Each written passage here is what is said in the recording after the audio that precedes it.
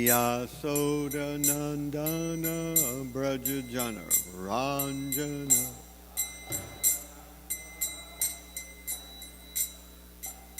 Yamunatira Banachari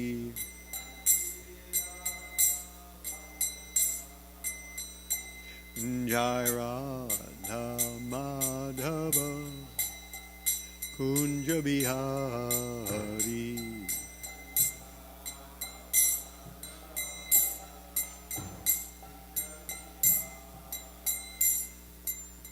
Hare Krishna Hare Krishna Krishna Krishna Hare Hare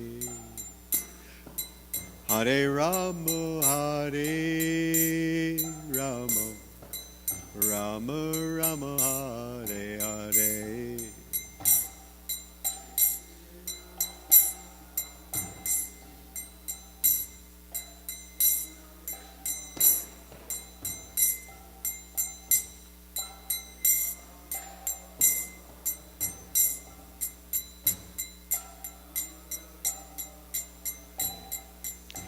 Hare Krishna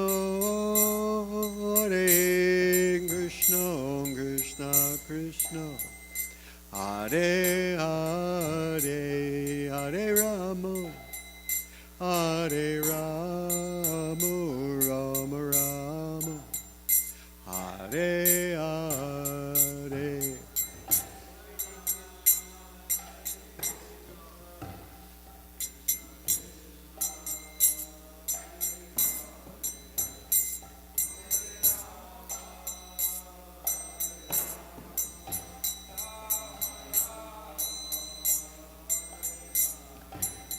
Jaya Prabhupada Prabhupada Jaya Prabhupada Jaya Prabhupada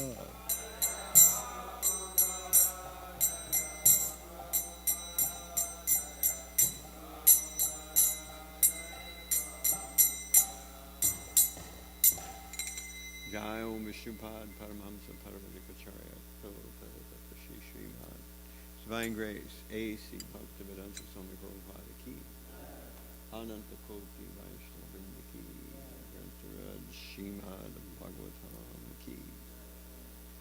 All glories to the Son of the Bhakti. All glories to the Son of the Bhakti. All glories to the Son of the Bhakti. All glories to Shri Shri Guru and Shri Bhagavatam.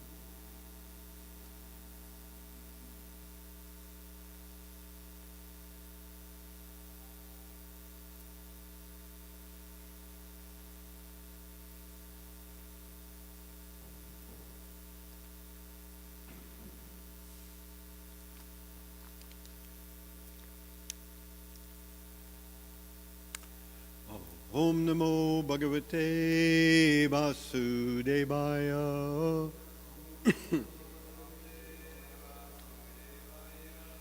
Om Namo Bhagavate Vasudevaya.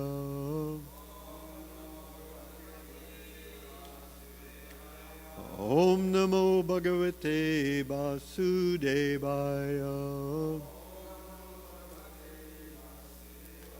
Om Ajnanatimidandasya Gananjana Shalakaya Jakshur Unmilitam Yena Tasmai Shri Gurave Namaha Shri Chaitanya Manobishtam Shtapitam Yena Bhutale Swayam Rupa Kadamayam Dadati Swapadantikam Vandehang Shri Guru Shri Yuta Padakamalam Shri Gurun Vaishnavamscha Shri Rupam Sagrajatam Sahagana Raghunatan Vitam Tam Sajivam Sadvaitam Savadhunam Parijana Sahitam Krishna Chaitanya Devam Shri Radha Krishna Padan Sahagana Lalita Shri Vishakanvitamscha He Krishna Karuna Sindhu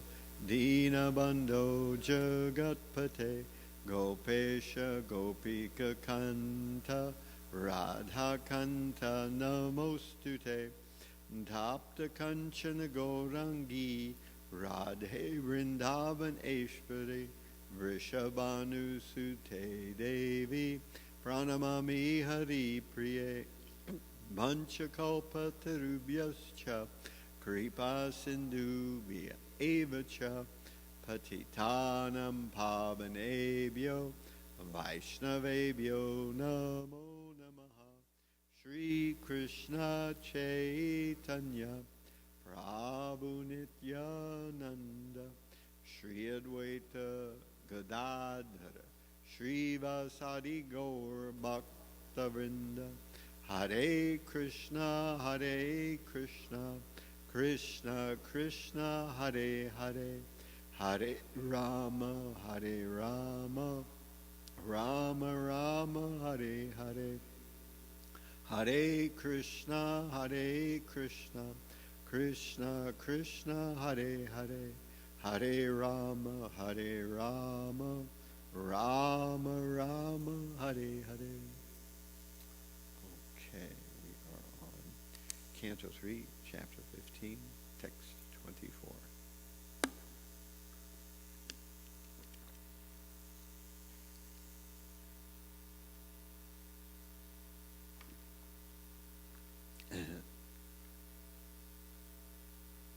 Ye vyartitam apichano nrigatim prapanna Ye vyartitam apichano nrigatim prapanna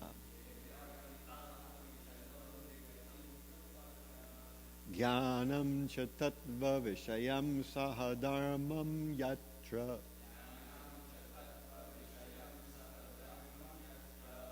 Jnanam cha tattva vishayam sahadharmam yatra Naradhanam bhagavato vitarantyamusya Naradhanam bhagavato vitarantyamusya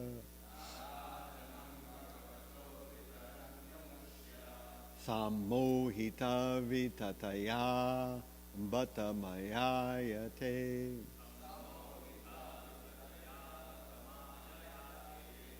Samohita vitataya batamayayate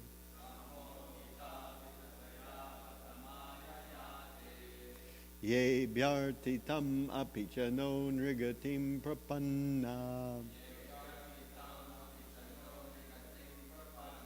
Jnanam cha tattva vishayam sahadharman yatra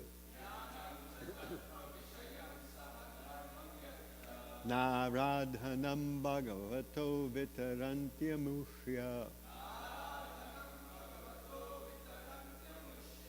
Sammohita vitataya batamayayate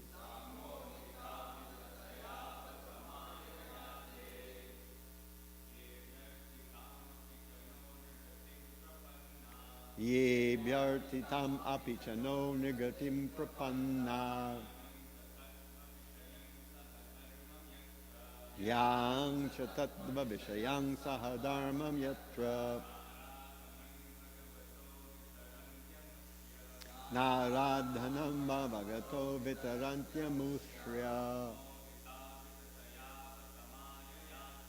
Samohita vivataya batamayayate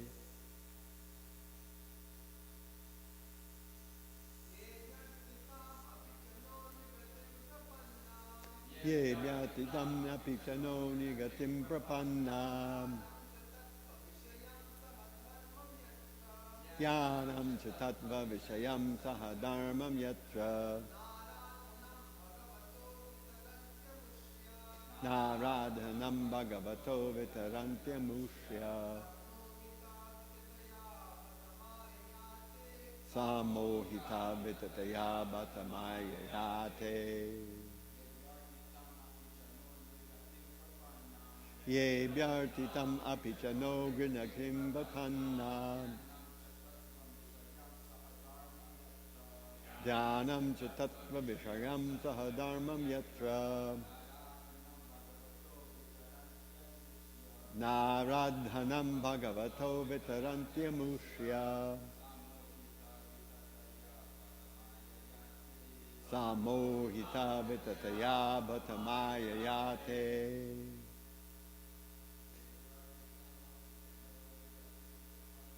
Ye bhartitam apichano nrigatim prapanna Yanang cha tattva vishayam radhamamam yatra Naradhanam bhagavato vitarantyamusya Sammohita vitataya bhatamaya yate Yea, those persons. Abhyartitam, desired. Api, certainly. Cha, and. Naha, by us. Brahma and the other demigods. Nrigatim, the human form of life. Prapannaha, have attained. Jnanam, knowledge. Cha, and. Tattva vishayam, subject matter about the absolute truth. Sahadharmam, along with religious principles. Yatra, where. Na, not. Aradhanam, worship. Bhagavataha, of the Supreme Personality of Godhead. Vitaranti, perform. Amushya, of the Supreme Lord. Sammohita, being bewildered. Vitataya, all-pervading.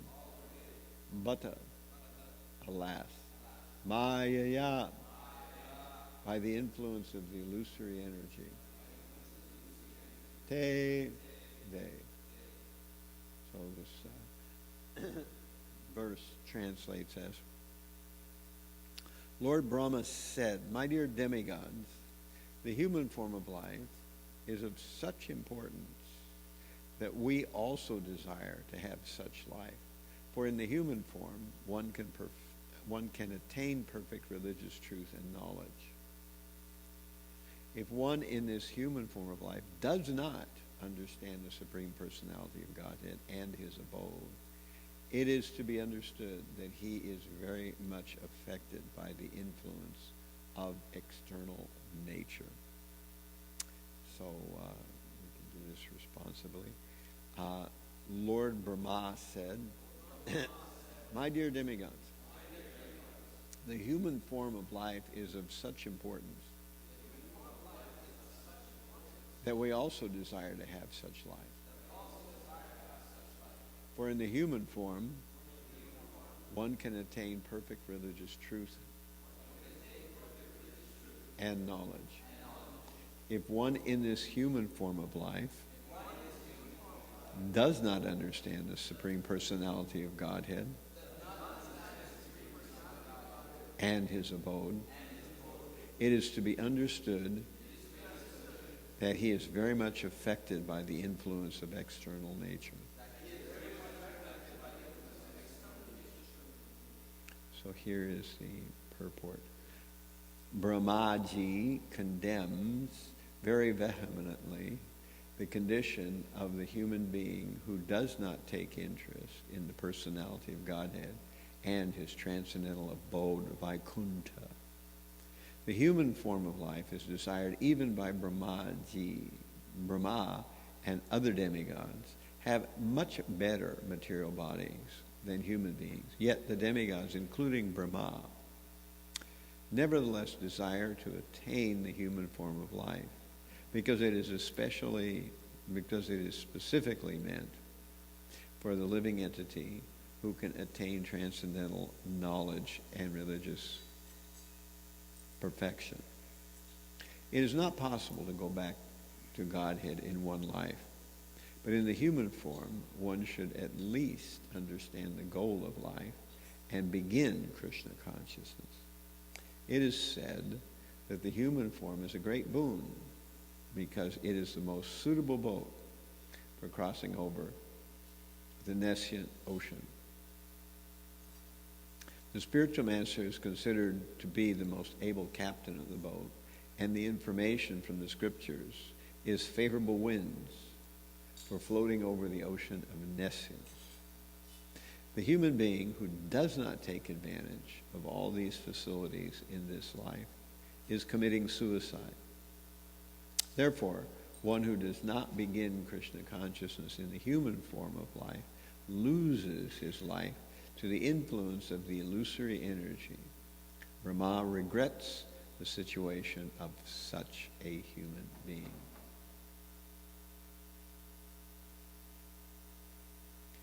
Ye vyartitam apichano nrigatim prapanna jnanam cha tattva vishayam sahadharmam yatra naradhanam bhagavato vitarantyamushya sammohita vitataya bata mayayate.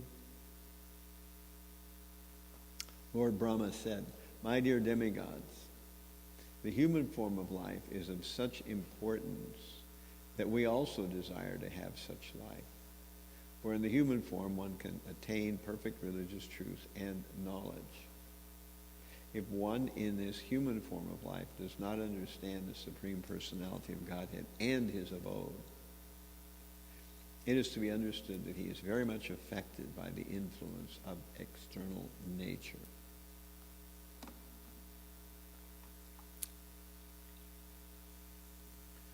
Burijan tells us that this particular section of the 15th chapter of 3rd canto is Brahma glorifying Vaikuntha.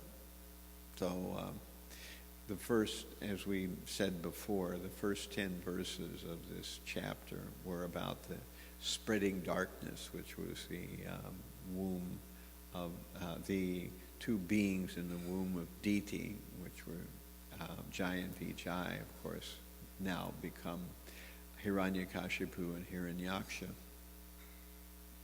Then, after hearing about this spreading darkness from 11 to 22, we heard about how the four Kumaras journeyed to Vaikuntha Loka. So that was the next section. And, of course, this sets us up for learning about Jai and Vijay. So from 23 to 25, so that's where we are right now, we hear about this glorification of Vaikuntha. And from 26 through 37, we hear about how Jai and Vijay are impeded from getting into the gate of Vaikuntha and therefore curse Jai and Vijay. From 38 through 45, we're going to hear about how the Supreme Lord appears. He's watching the whole thing on his closed-circuit TV, so he can see that there's a little bit of a tiff going on in front of the entrance to Vaikuntha, and he comes out. And then finally, from 46 through 50, the last few verses are about the four Kumaras offering prayers. So that's kind of how this chapter is kind of a complex chapter. It has 6 parts. So this particular piece, 43 to 45, is said to be about the glorification of Vaikuntha, but really it's the glorification of the earth plane. Because people who are in a human form of life living on the earth plane are in a good position in a particular important way. And the reason that they're in a good position is that on the earth plane, things are neither too heavenly nor too hellish. If you live in the hellish worlds, you've been delegated to go there because of your sinful life, you're in too much pain to think about going back home, back to Godhead. On the other side of the coin, if you're in the heavenly planets where Lord Brahma is, there are many heavenly planets, you are enjoying too much to think about going back home, back to Godhead. But here on earth, we get a nice mix of hell and heaven. So it's not so hellish that we can't think about going back home, back to Godhead, at least most of the time. And at the same time, it's not heavenly enough that we get lost in enjoyment. Although we see that even though the enjoyment in the material world is pretty minimal, still people somehow manage to get lost in it. Otherwise, everybody would be going back home, back to Godhead, and we see that this is not the case. So the material world certainly has all kinds of suffering. But generally people don't learn from this suffering.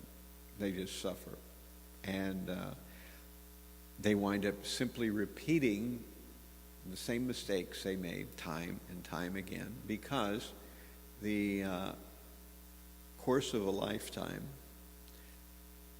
over and over again presents various situations, and generally a person makes the same mistakes because he's focused on the same material goals. So he makes the same mistakes towards achieving those material goals. And this is called samskaras, a very deeply etched pattern of misbehavior. And so when the person dies, his body is taken from him, the karmic mechanism grants him another body at some point along the line. Then once he has a new body, the next thing is that these samskaras go with him in the form of the subtle body, and he carries out the same mistakes over and over again. So this is the unfortunate situation. And so how would anyone ever get out of such a trap? And of course the answer is only due to the mercy of the devotees who canvass through the earth plane and spread the knowledge and glories of the Supreme Lord that awakens those people who are doing the wrong thing over and over again, awakens them to a possibility that they had never thought of, at least not thought of seriously, and that is that you can learn about the Supreme Lord. So, in 5th canto of Srimad Bhagavatam, I thought of this verse immediately when I read the purport in the verse today. We have Nayam Deho Deho Bhajan Riloke Kastan Kamad Arhate Vidbhujamye Tapo Divyam Putra Kayena Sattvam Yasmad Sudyad Brahmasokyam Tvanantam. So this is Rishabdev speaking to his 100 sons, and he's giving a summary. Nayam Deho Deha Bhajan Riloke Kastan Kamad Arhate Vidbhujamye Tapo Divyam Putra Kayena Sattvam Yasmad Sudyad Yasmad Brahmasokyam Tvanantam. That my dear boys, those who have been granted a human form of life should not work very hard day and night, just simply for for sense gratification, which is available even to the dogs and hogs who eat stool. Rather, one should perform penance and austerities to come to the divine position of devotional service. By such devotional service, one is purified and attains to the highest position, which is beyond the material suffering that the fools and rascals endure and have to go through, and it lasts forever. So this is kind of the meaning of that verse. That's 5.5.1. It's the first verse of the 5th canto, 5th chapter. And so this is in the same theme that generally the child grows up. He's surrounded by a society that has no information. So what should the child understand? He grows up and he learns that there's sense gratification and that feels good. And he learns that there is various kinds of unwanted situations and those feel bad. And so as Bhaktivinoda Thakur mentions, that therefore the child learns to maximize his material happiness by finding the right kinds of sense gratification and minimize his various sufferings that he comes across from meeting with unfortunate circumstances. And this becomes the entire purpose of his life. And why should he think anything else? There's no information. So this is why knowledge is such an important thing. Knowledge of the Supreme Lord, knowledge of Vaikuntha, and knowledge of how to go to Vaikuntha. So this is why knowledge is so important. If one doesn't have knowledge, one assumes, again wrongly, that the whole purpose of life is to maximize our material happiness and to eliminate various kinds of suffering. It's just the natural conclusion that a person will come to. He sees everybody doing it. He's doing it. It seems quite straightforward. Nothing, no rocket science going on there. But it's a futile attempt, and it's a pointless attempt, because there's a better game to play. And it's only until the living entity comes across, the words of some transcendentalist somewhere, that he realizes there's something different other than chasing after material happiness and avoiding material miseries. So this is the purpose of the human form of life. Prabhupada says that the human form of life is a junction. In the human form of life, one can go up or down. In the animal species, one can only go up. And in a demigod species, one will only eventually go down. So, generally speaking. So, in the animal species, one will go only up. So, because of someone's past bad misbehavior, the karmic system, operated by the demigods and tuned by, also very mechanical principles that are like law books, like the Manu Samhita, which give various punishments for various kinds of sinful acts.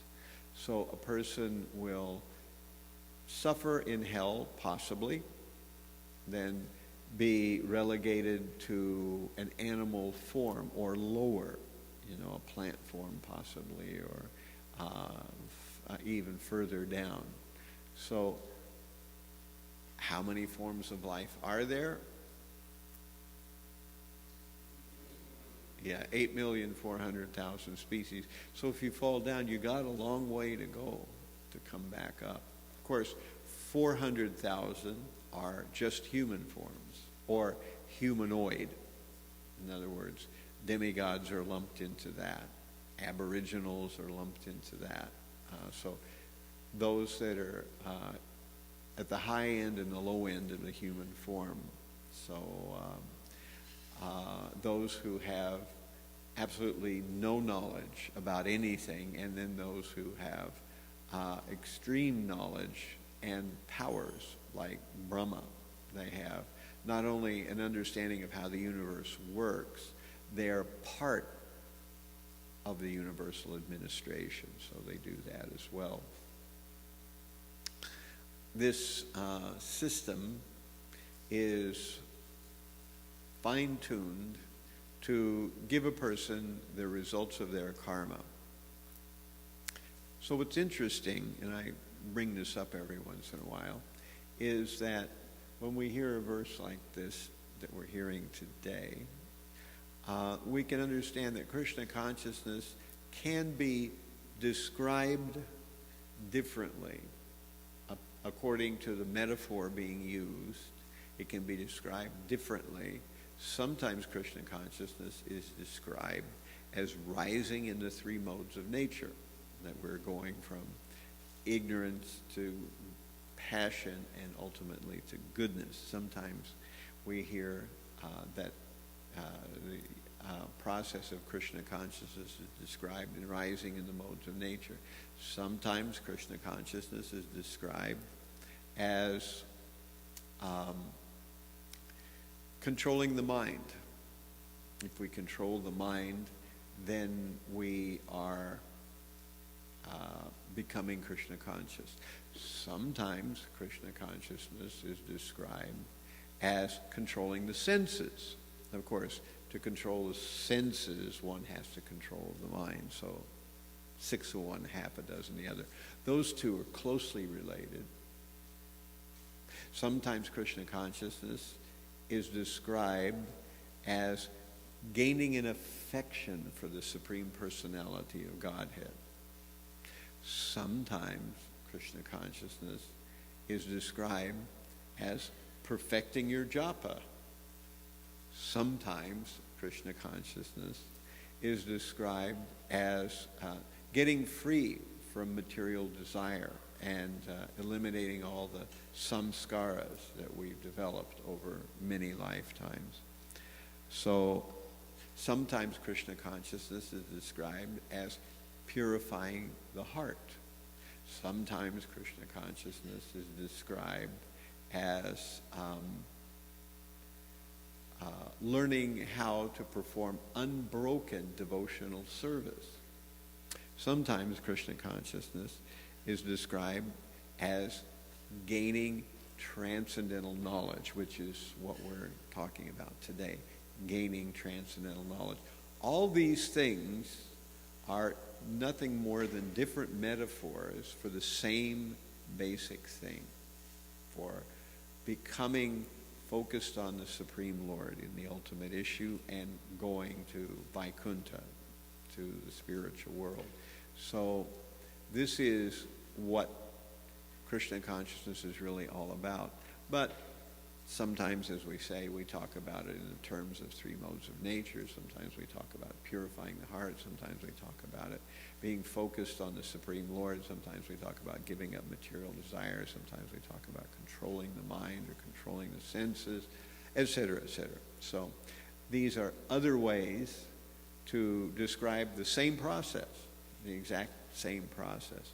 And if you perfect any one of them, you've essentially perfected them all, because sometimes, for some of us, it may be easier to think in terms of controlling the mind, or it may be easier to think in terms of perfecting one's japa, or it may be easier to think in terms of rising in the modes or gaining transcendental knowledge. But for the most part, if you're doing one of these things well, you're essentially doing all of them at the same time. You're becoming attracted to the Supreme Lord. And this is the real purpose of human life. A person who does not know this, and most people do not know this, they're wasting their lives. And what will happen? At the very best, if they don't perform egregious sinful acts, they will have another human body at the very kind of best, generally speaking. There are a few tiny percentage of people who will go to the heavenly planets, but most people at the very best will at least get another human form. But a lot of people, because of the fact that they're unable to control their material desires, they don't know they should be controlling their material desires. They don't know what the consequences are of not controlling their material desires. Such people will wind up in Yamaraja's court. They may have to serve some time in the hellish worlds. Then, after that, they'll wind up in a lower form of life, where there is no opportunity for religion. You cannot give religion to dogs and hogs. They're not able to grasp religious principles. So a person has to wait then until they come back to human form again, before again there's a possibility of religious life. So this is why we hear over and over again, Prabhupada really pounds the idea of human form of life. This is basic Krishna consciousness. You are a human being. What does that mean? That means you're encased in a body. That body is not you, but for the moment you are in the body, and the way you use the body will govern what happens next. So, and we generally know that most people get immediately sidetracked by sex life. Pumsam striya maituni bhavametam tayar mito hridaya grantim ahu ato griha kshetra sutapta vitar janasya moho yamaham mameti. Again, in Canto 5. This is chapter 5, text 8, 7 verses after the first one that I quoted, also from Rishabdev. And he's saying attachment between male and female is the basic principle of material existence, based on this misconception which ties together the heart of the male and female. One becomes attached to body, home, property, children, relatives, and wealth, and this way always thinks in terms of I and mine. So this is the trap door. And most people have no idea it's there. They don't know how to avoid it. They don't know they should be avoiding it. And therefore, naturally, it's how they waste their lives. And they lose the chance at a human form, at actually perfecting the human form. They don't know they are in a very good position to get out of the material world. Instead, they unfortunately use their good position simply to expand their contacts of sex attraction, and they use their human form to enjoy the senses. And they have no idea that this is a waste of life. But strangely enough, many people do recognize at the last stages of their life that they have wasted their lives, but they have no idea of exactly what they should have done differently, So it's kind of like a real sort of ironic note that people go out of the world realizing that they've wasted their lives, but not exactly knowing what they should have done different. For the most part, they think, I should have spent more time with my family. I shouldn't have been knocking it out in the office as much time as I did. But that's not really what they did wrong. What they did wrong was they paid no heed to talks, as we were hearing yesterday by our Prabhu Vishnu, about the Supreme and his abode, Vaikuntha, and how to go there and why to go there. Of course, this is what we see, that in general there's no knowledge of any of these things.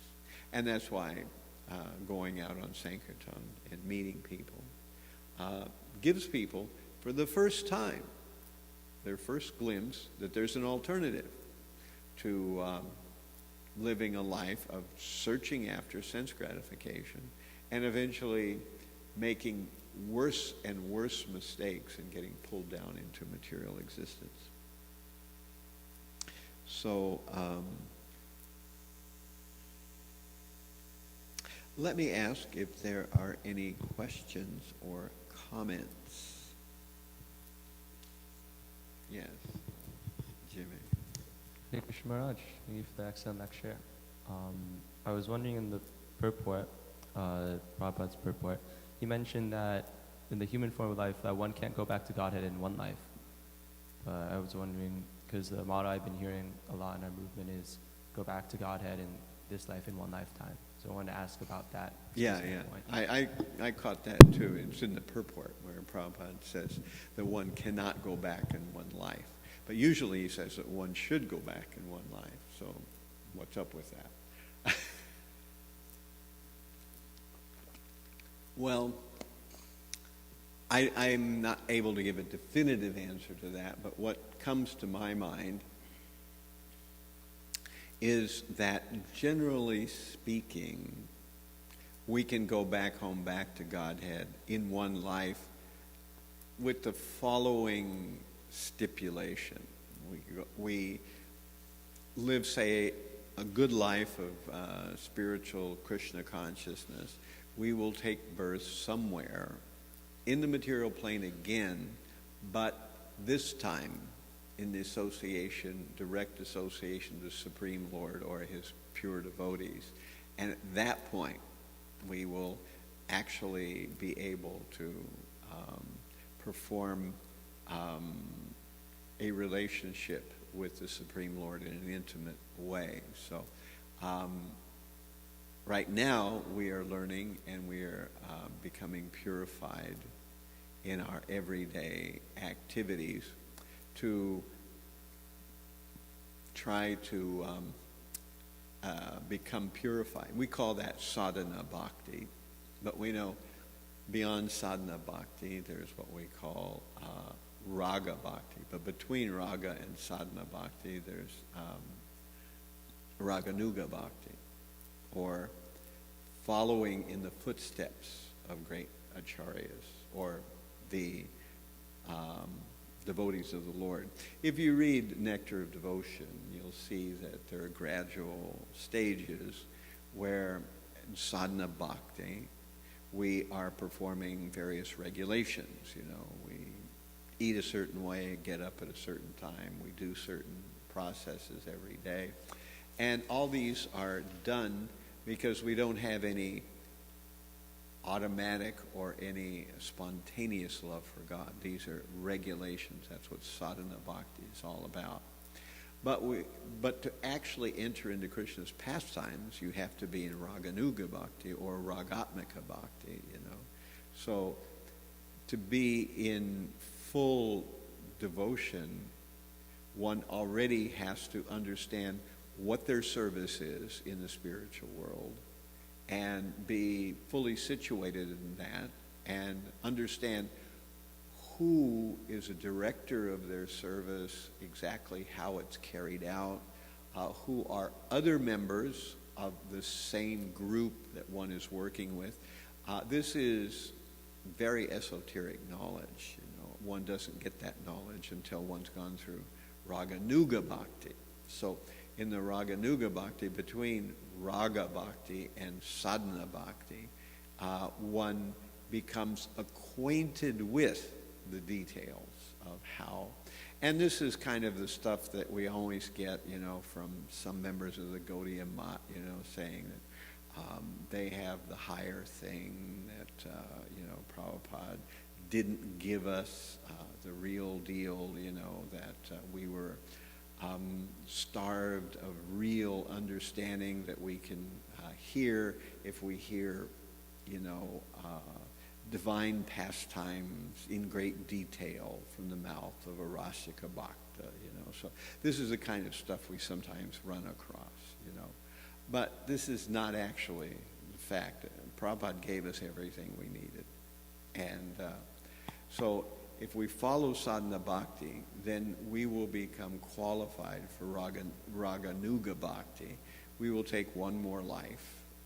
But that life will be in a setting where we will be in the actual perimeter of those who are in raga bhakti. Will be trained up, and then we'll go back to God. In other words, one more life, So that's just my way of addressing it. So in one sense, to be in direct association of the Supreme Lord in one of his pastimes in the material world is like going back home, back to Godhead, but little different. And so that's kind of what, or we could say that this idea here that one goes back, one cannot go back in one lifetime, Prabhupada could be alluding to the fact that most people don't do it in one lifetime, but it may take more than one. Not that it's impossible not to, but generally speaking. Yes, we have a question over here.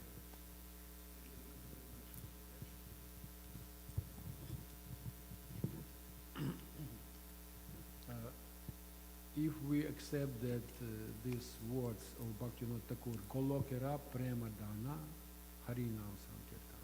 Yeah. If we accept that it is not just advertisement of Harinam Sankirtan, what the use of so much stress that we have to go back to home, back to Godhead, it's so on and so forth, and we can see it's so complicated, different kinds of level and studies, but if we just accept that Golokera Prema Dana Harinam Sankirtan here on this New York Street, New York Street, why we don't so much stress this point, Golokera Harinam Sankirtana? Why? Well, there's Sorry, my English is... Right. If I understand your question correctly, you're saying why don't we just focus on chanting the holy name and outside to attract people and forget about everything else? Is that what you're saying? Yes. Why we not so much stress importance of Harinam Sankirtan? Why we don't? Why we don't? Right. Well, in general, we do, at least in this temple. We stress quite a great deal. However, there's something that I think a lot of people don't focus in on. Prabhupada explains it in Bhagavatam that we have what's called Bhagavata Marg, and we have also what's called, what's it called again? What's that? Yeah, Pancharatrika Vidhi. So what's the difference between Bhagavata Marg and Pancharatrika Vidhi? So Bhagavata Marg is the process of chanting the holy name. As we know, that we hear in the Shikshastakam, we chant every morning. Lord Chaitanya is saying that you're so munificent, you haven't made any rules and regulations for chanting. So, at least theoretically, we could go back home, back to Godhead by just in a completely non-scheduled, chaotic way, just continue to chant. However, that's not what we do. Instead, Prabhupada says there are two tracks. There's Bhagavata Marg and Pancharatrika Vidhi, So what is Pancharatrika Vidhi? Is the Narada Pancharatra, which we get from Narada Muni, is what we hear in the Nectar of Devotion, other places, where we hear these details about rising early, serving the deity, exactly how one serves the deity. And so we have these two tracks, and Pancharatrika Vidhi is not eternal. Eventually we will cross beyond the need for Pancharatrika Vidhi.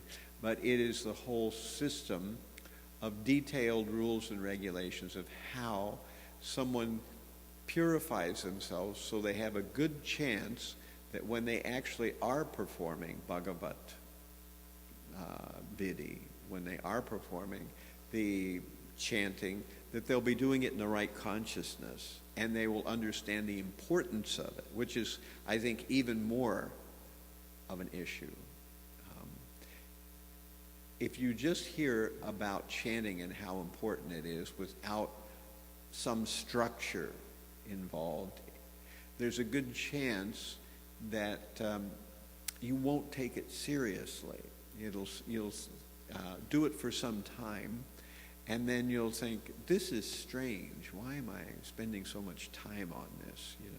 But if it's in the web or the matrix of an entire whole lifestyle of rising at a certain time, living in a certain way, avoiding certain sinful activities, etc., then we do Bhagavata Marg in the right context, and therefore it can have its effect on us. And eventually, Bhagavat Marg is what will pull us into the spiritual world.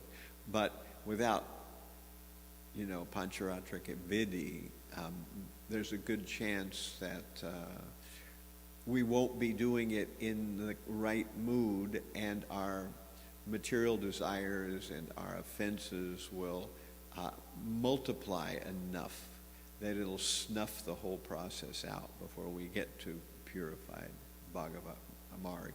So I think in the second canto or something, I forget where it is that Prabhupada talks about these two things, that these are two tracks. And so that's why Prabhupada didn't just, he started out by going to Tompkins Square Park, and he played a little drum, and people danced, But it didn't stay that way. Even later on, when there was 26 Second Avenue, people would come, he would feed them, they would hear him give lectures, and he would do some kirtans there.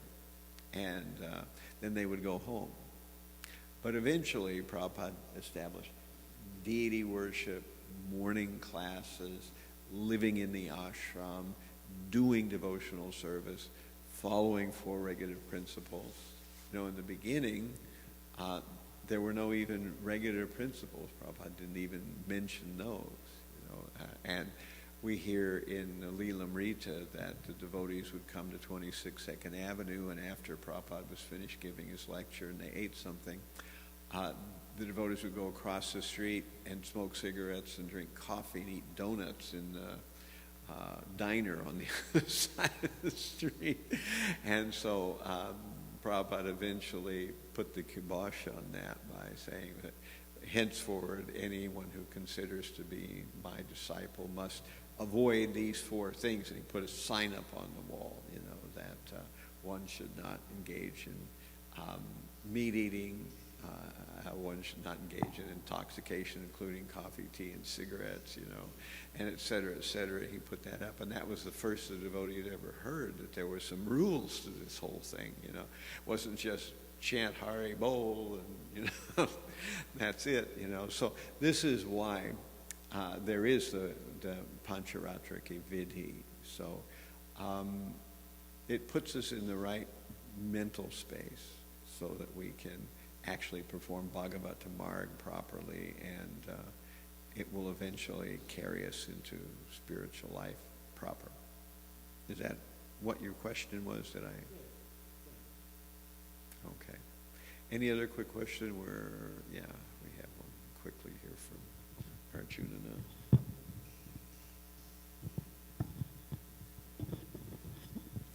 Hare Krishna Maharaj, thank you for the lecture.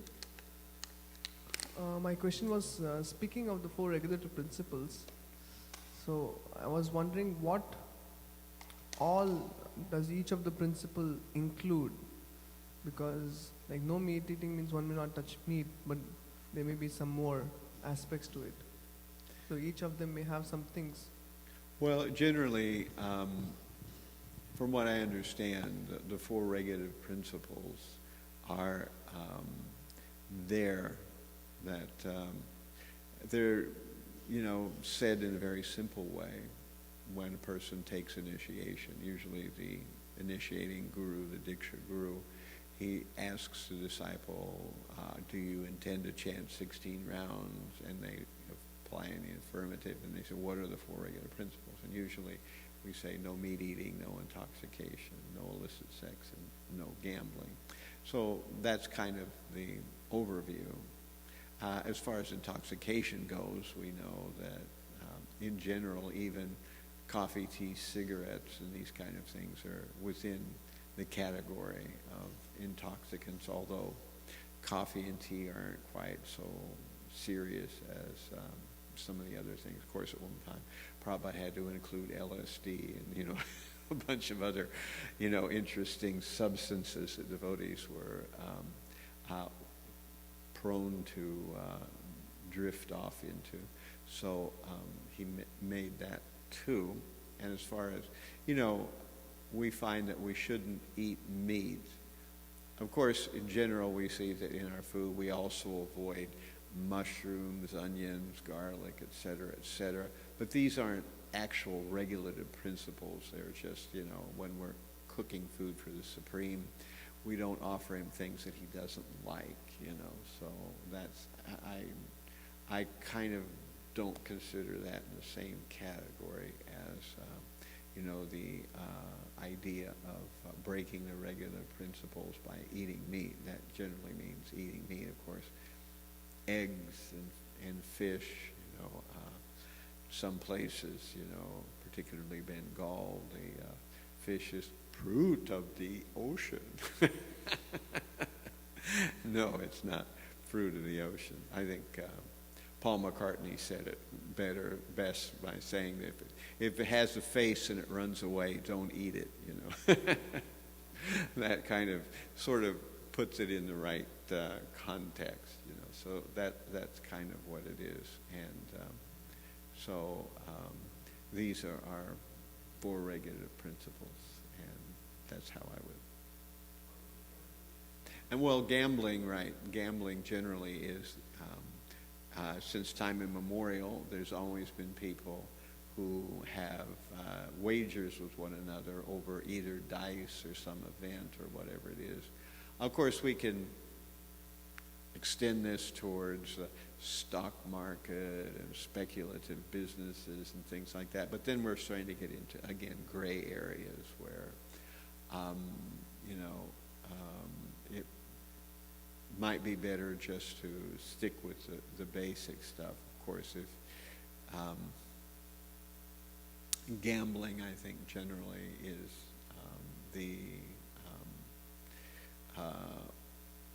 idea of trying to get something for nothing. Somebody was giving a class just a short time ago mentioning that was kind of a good definition for gambling, that you're trying to get something for nothing. You're not performing a service, you're not making a product, but you are making some arrangement with another person that if either the dice turn out a certain way, or the cards turn out a certain way, or the roulette wheel or whatever it is turns out a certain way, or if an event happens the way that you predict it rather than the way they predict it, that's gambling. And you will get some kind of money or some kind of resource as a result of that wager, So this is breaking the regular principle. Okay, so we're 5 minutes over time, and thank you all very much for your kind attention. All glories to Srimad Bhagavatam, all glories to the Vaishnava devotees of the Lord. Haribol.